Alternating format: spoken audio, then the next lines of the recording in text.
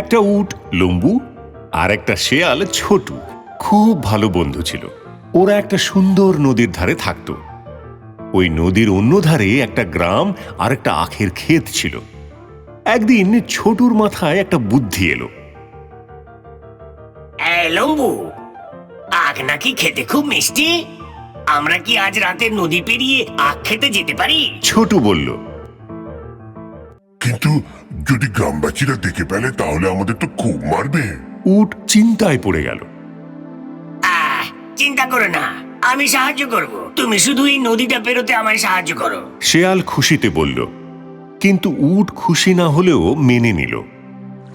এরপর সেই রাতে উট শেয়ালকে পিঠে নিয়ে নদী পার হয়ে পৌঁছে গেল আখের খেতে আর আখ খেতে লাগল।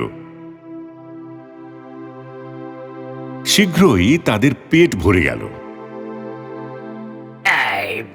আমি খুব খুশি, আর যখন আমি খুশি হই আমার গান গাইতে ইচ্ছে করে। উট উত্তর দেওয়ার আগেই শেয়াল ডাকতে শুরু করে দিল।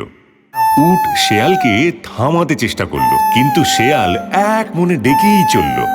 আর সেই শেয়ালের ডাক শুনে গ্রামবাসীরা তাড়াতাড়ি ছুটে এলো সেখানে। না, উটটা খুব ভয় পেয়ে গেল। ও দেখল যে আশেপাশে শেয়াল কোথাও নেই। চারপাশে ওর টিকিটিও দেখতে পেল না। শেয়াল তো আগেই একটা ঝোপের পেছনে লুকিয়ে গিয়েছিল। গ্রামবাসীরা তো উটকে খুব করে পেটালো। যখন সবাই চলে গেল তখন শেয়াল বেরিয়ে এলো আহত উটের কাছে। নিজেকে দেখো, কোথাও লুকোতেও পারো না। শেয়াল মজা করলো।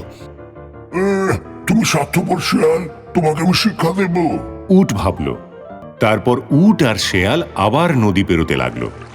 যখন তারা মাঝ নদীতে, তখন হঠাৎই উট থেমে গেল।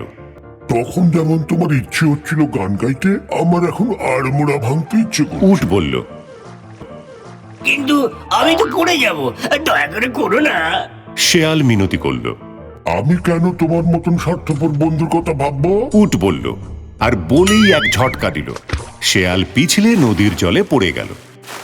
সব সময় প্রকৃত বন্ধু হবে।